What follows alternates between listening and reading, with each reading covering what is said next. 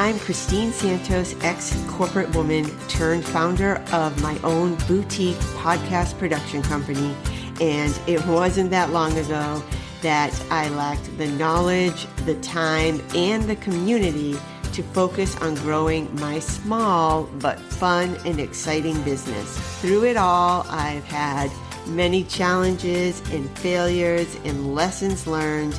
Today, I have so much fun helping others change lives and having the time and choices that allows me to spend more time with my family. I created the Wonder Boldly podcast to give you inspiration with actionable steps to help you go after your someday dream now. If you're ready to take your days, weeks, months, life back into your own hands, or you're just curious what it means to create a business that makes an impact in a life you love, you are in the right place. Let's go. Hello, hello, hello, and welcome to another episode of Wonder Boldly.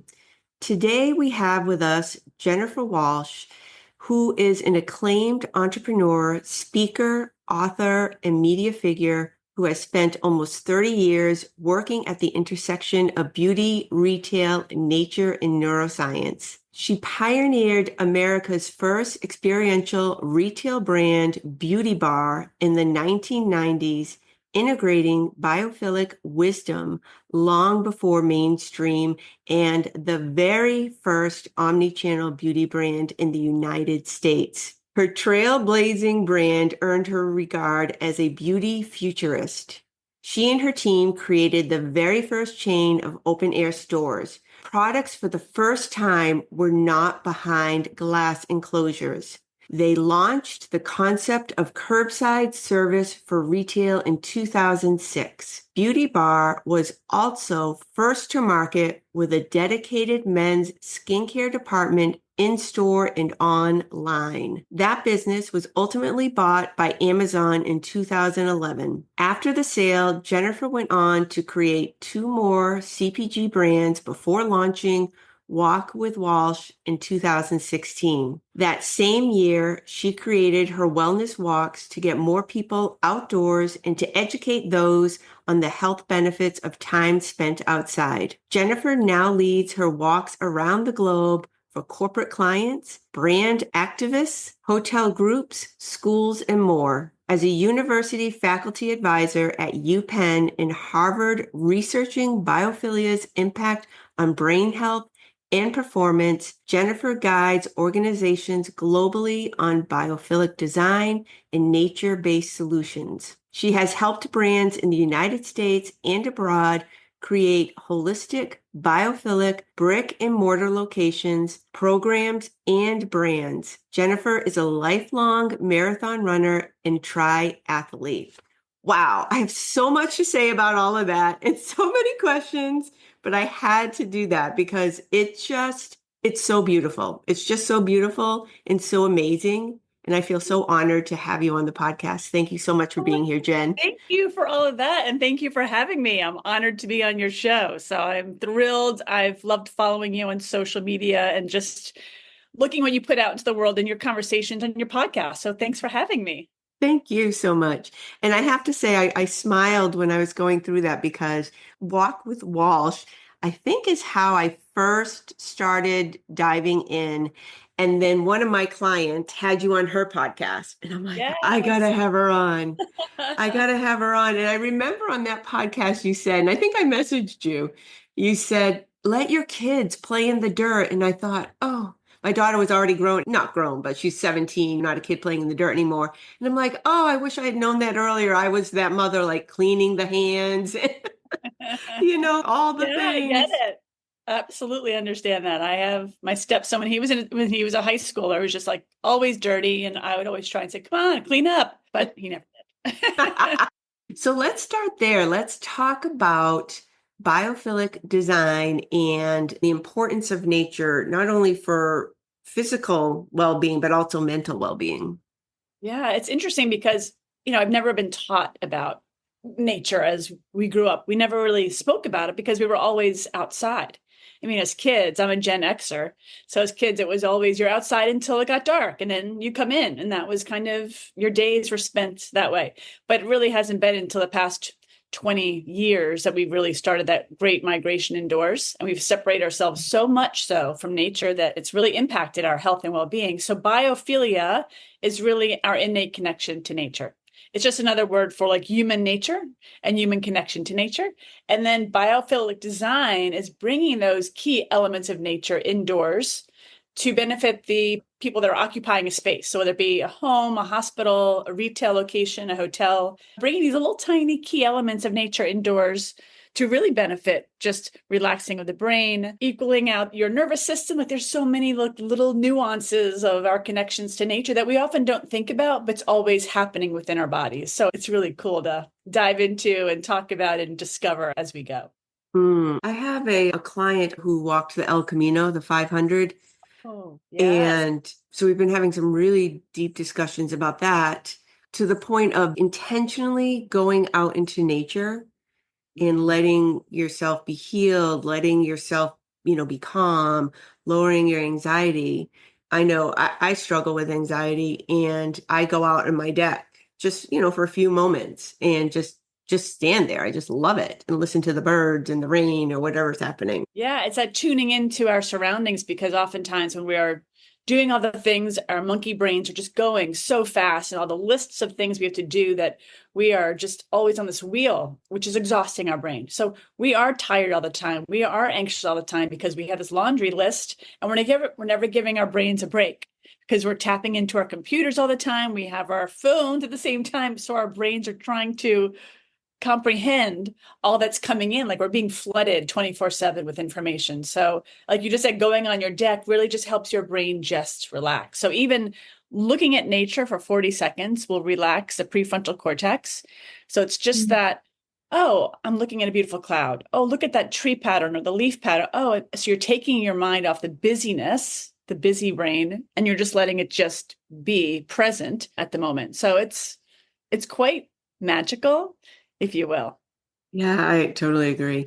And so how did you find yourself in this, at the time, rare field? You've been doing this a long time. Yeah, it's funny. It's funny that you asked that because when I started my first business back in the late 90s, I didn't know anything about retail. I didn't know anything about business. I was in my 20s. And back then in the 90s, there were very few women in business. There were very few women that were single in business. And I didn't know of any beauty brands that had what I wanted to create. So no one understood what I wanted to do, which was create a store, very like, I called an apothecary, the beauty bar apothecary. People didn't know what an apothecary was. They couldn't understand, is this a salon or is this a spa? I said, it's neither. So I just wanted to have people come in and just buy products at ease and not feel like they're pressured to buy anything, but just to come into like what would be my living room feeling.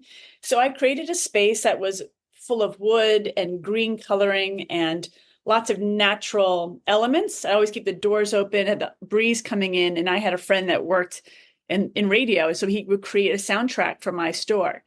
And people always say, wow, that's really cool music. And anyway, I didn't realize all those key elements were biophilic design, which we now know. So I was always told I'm doing my stores all wrong. No one cares about the interior. I'm self-funded, so I didn't have to go to investors. So thank God I didn't, because they would have never have allowed me to do what I did ever, because it was never done before and no one got it until they got it. So yeah.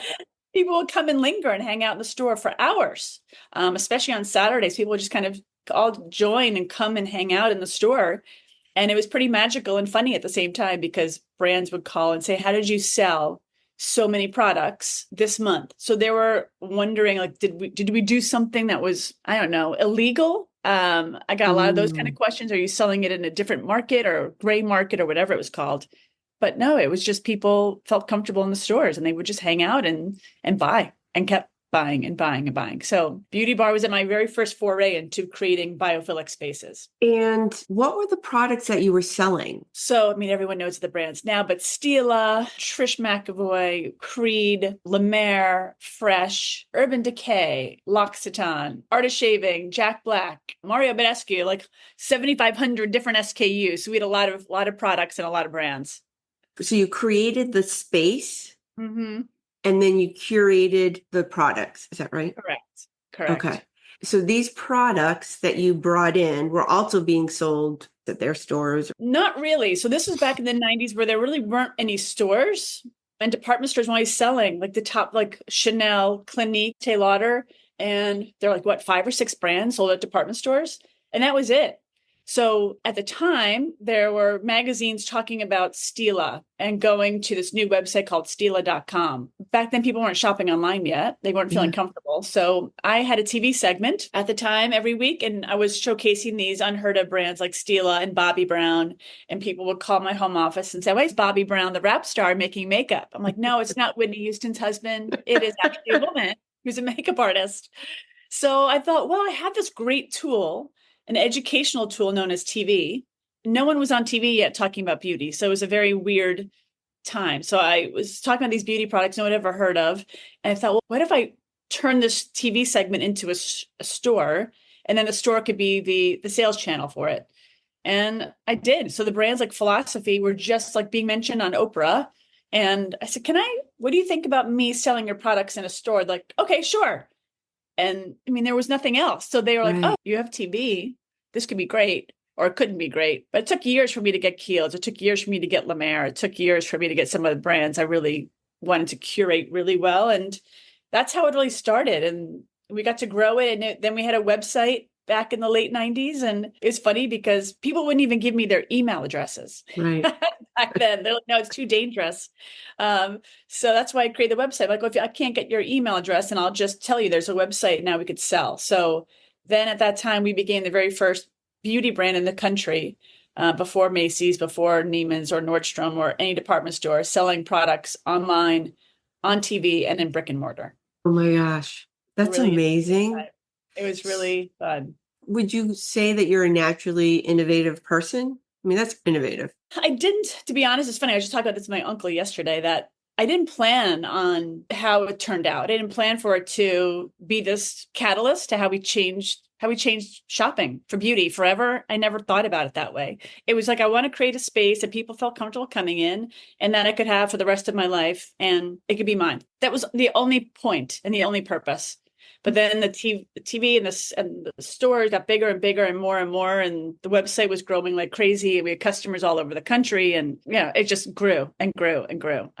So yeah, it was exciting. And so did Amazon reach out to you? How does that work? No. So what happened was 2008 was brutal because of all the market was really bad, and having a small business was hard, and having a lot of employees and multiple locations. So anyway, long story short, there's a company called Quidsi. So Quidsi owned diapers.com at the time. And they kept calling me in 2009, and I didn't understand because my stepson was not in diapers anymore. So I thought they had the wrong number, and they didn't say why they were calling. They just leave messages saying, it's us from diapers. We want to speak with you. And I never called them back for months. And then they finally called and said, we need to talk to you about Beauty Bar. And I said, oh, well, that's different. So then I called them and they said, listen, we are interested in buying you. But I didn't know the point of them buying me is because they were already talking to Amazon, and Amazon wanted to get into beauty, but no one would ever sell their products on Amazon. And I already had beauty. So their whole underlying concept was to buy me, flip us both to Amazon. And that's what happened. Wow. And that's how beauty started on Amazon, was the purchase of Beauty Bar back 15 years ago. Oh my gosh, congratulations. Thanks. It wasn't as easy as that sounded, but it was a terrible year. It was a very tumultuous year.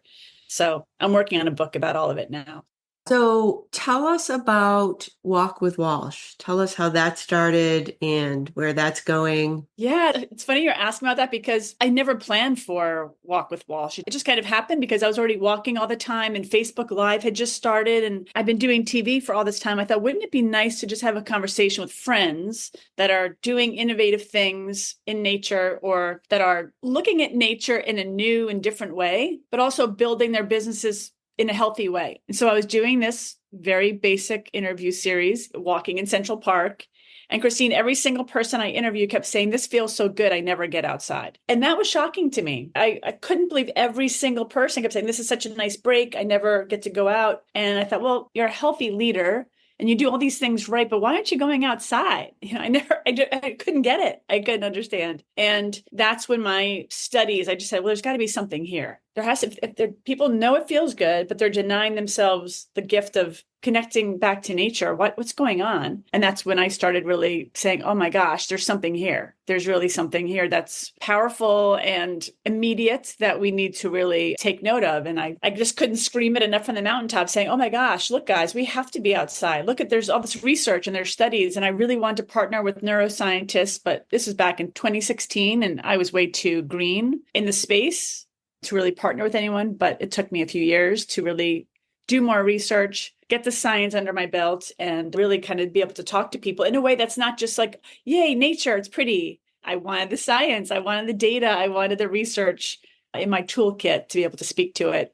And I tell you, before COVID, not many people wanted to listen. I'll be very honest. It was like pulling teeth to get people to even go for a walk outside. So I was trying to bring teams outside to say, I know you're doing your yoga classes, you're offering this, but we also need to go outside. And I kept hearing it was cute. And I thought, wow, I was called a tree hugger, like all these things. And I thought, do you understand how impactful nature and nature design is in hospitals and in stores? And so it was, so since COVID, everyone started calling and saying, oh, you have the data, don't you? I said, yeah, I do. I have it. I've got the data. I got the science. That's really how it all just started growing exponentially since COVID. So I'm hearing in both of these stories a common thread of resistance from others. And I want to ask about that a little bit. So what would you say? So a lot of the listeners of Wonder Boldly are small business owners, new or want to be entrepreneurs. And as you know, fully well know, there's a lot of resistance in so many forms, right? Yes. And so whether it's your own self, limiting beliefs or outward resistance. So how did you push past those? In both stories, you had that resistance. It was more of, for me, I needed to be educated. I wanted to make sure I knew exactly what I was talking about, especially at Beauty Bar, because I was young. I was in my late 20s, early 30s when I started.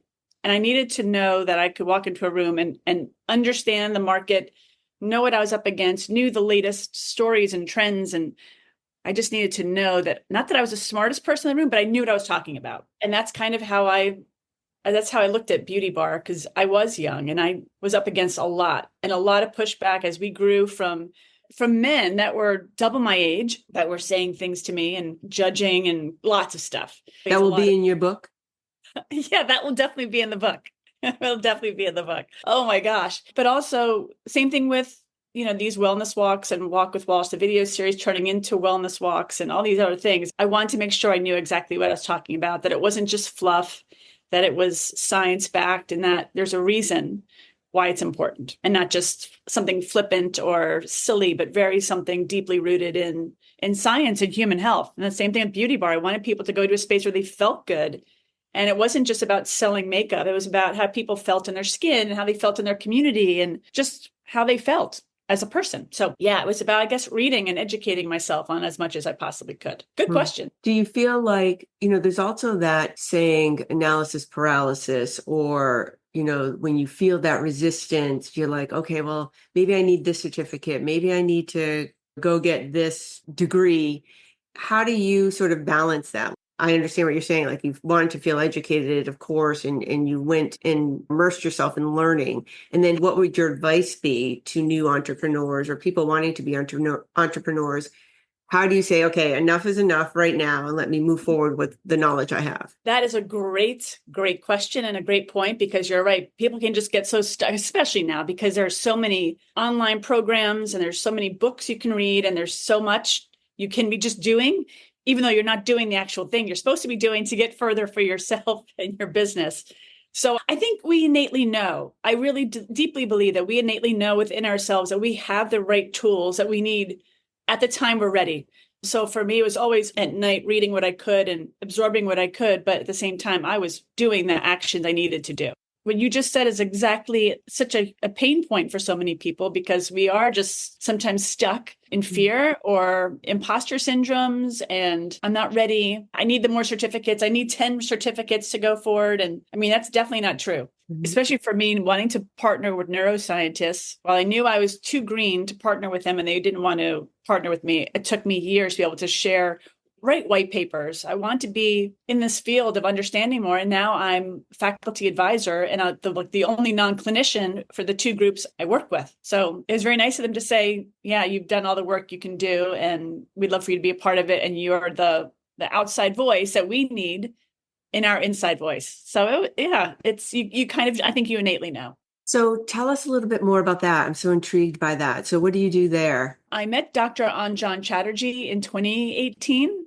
We actually went up to speak on the same panel in Italy for the Global Wellness Summit. And I just said, oh my gosh, you're talking about beauty and wellness and the brain. I thought this is exactly what I've been talking about my whole life, is how we feel when we witness beauty or experience beauty. And so I just said, oh my gosh, I really want to work with you in some way. And I didn't know how in 2018, but again, I was still studying and I was still researching and we just kept talking all the time. And I just kept telling him how interested I was. And it was more of just coming out saying, hey, what if we partnered on some projects, and how can I be a part of your network and you can be a part of mine? And how can I help, do whatever I can do? And that's kind of how it started for both that and also the Brain Health Initiative, which is under Harvard and Mass General. So they do a lot of the actual Brain Health Initiative program is actually based out of South Florida. It's in the Sarasota region. So they do a lot of the work down there where there's classes and programming, really trying to understand all the key elements of what makes the brain healthy. And of course, there's a lot less on your devices and a lot more in-person activities and having conversations with people. We need to not just type things, but really converse with people again. So yeah, they're two different programs, but it's really fun to be a part of both of them. And so what does a day in the life look like for you now? That's like $1 million question. I don't know. Every day is totally different. So some days I'm writing articles for different magazines that I work with. I wrote a book with Prevention Magazine called Walk Your Way Calm. So I've written columns for prevention, for Good Housekeeping, for Bella Magazine. I do a lot of yahoo.com work. So I can be writing articles for magazines. I could be preparing for TV segments. So February 2025 will be my 28th year on air every month. I consult for beauty brands that are launching new products, that are launching new stores, or I could be consulting with retailers and they're about to open a new shop. How do I help them create biophilic spaces? Talking to hospitals. I still lead walks in Central Park for different groups. So that's also fun because people think I walk full time. That's my full-time job and it's not. Although it sounds great. I'd love to be in Central Park walking for hours on end, but no, but hotels will hire me, corporate clients will hire me, celebrity people who want to get out and walk and just understand what's happening to our brains when we're exposed to certain elements in nature. So yeah, it's very different. And we also have our podcast, Biophilic Solutions Podcast. So we're also recording that all the time and taking notes and reading books about people. And it's always different, Christine. It's always different. Yes. So when people go for a walk with you in Central Park, what is the topic of conversation? It depends on the group size. It depends on if we've done the walks before. But if it's like a first-time group, let's just say it's a brand and they want to get their team out for a walk, it's more of being fully aware and present of what your body feels like. Like right now in New York City, it's December and it's raining. I wish it were snowing, but it's raining and it's supposed to be raining really hard later. So what does your body feel like? Do you feel that wetness on your skin with the sound of the raindrops on the umbrella?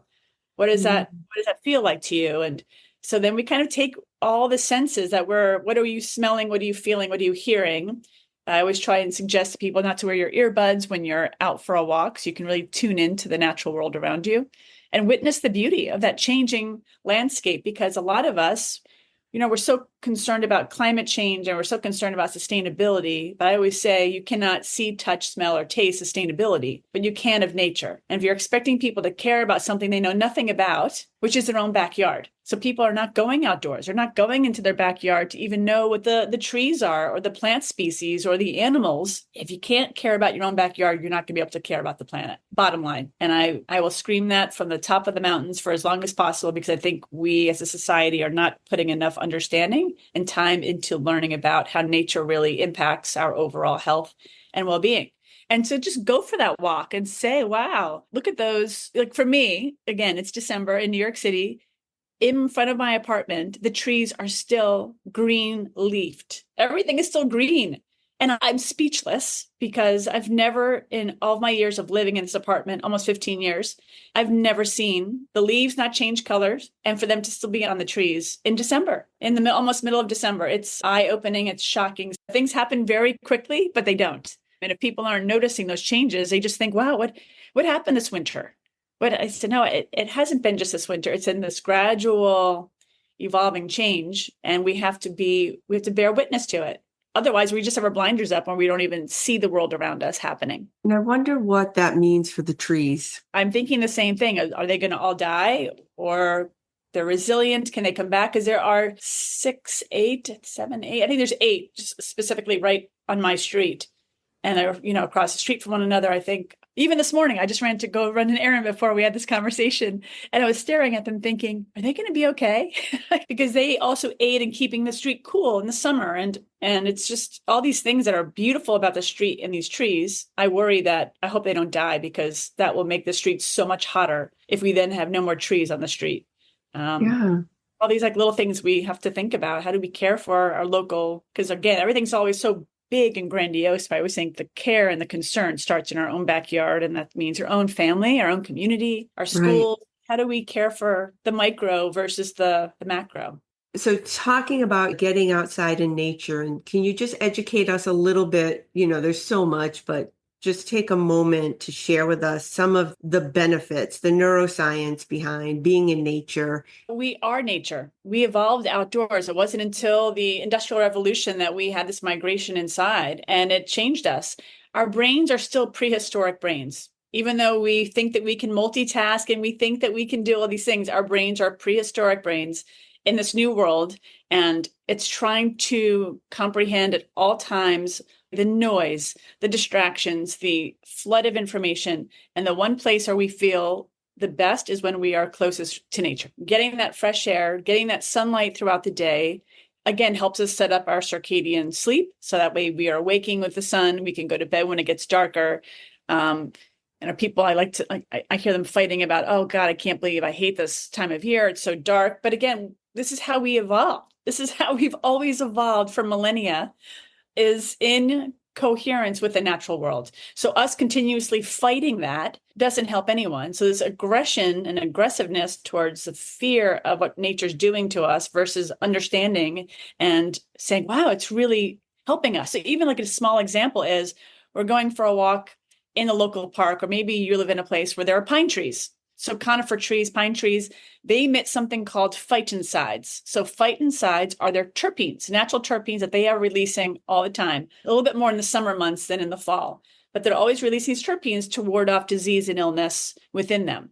So they're bathing themselves in these terpenes. It's also another idea around forest bathing. So they're bathing themselves in these terpenes. What happens to us, we inhale these terpenes. We can't see, smell, or taste them, but we're constantly inhaling these terpenes and we're around these trees. And what's fascinating is the fact that it is almost acting like a multivitamin for us every day, where when we inhale it, we activate something called our natural killer cells, NK cells. And these NK cells help us ward off disease and illness within the human body. And we're not even thinking about it. It's already happening. It's already like really taking place in our body. So all these little tiny levers are always being pulled in our aid, in our health, but we're not even thinking about it. Like just the sunlight being able to help with our sleep. And then the more time we are in that natural space of sunlight and not just artificial light, it helps us sleep better. So it's just these little tiny things, these nuanced things that we don't think about. There's something called attention restoration theory, ART. So ART in nature, you are, again, that brain is going all the time. We can't help it, but we can go for that walk in nature. We just disconnect from that, the busyness. It makes us rest, makes us feel relaxed. We don't feel stressed. So again, taking the edge off instead of taking pills all the time. Not discounting pills because they're a wonder for many people. They help. But at the same time, don't discount how important reconnecting to the natural world is.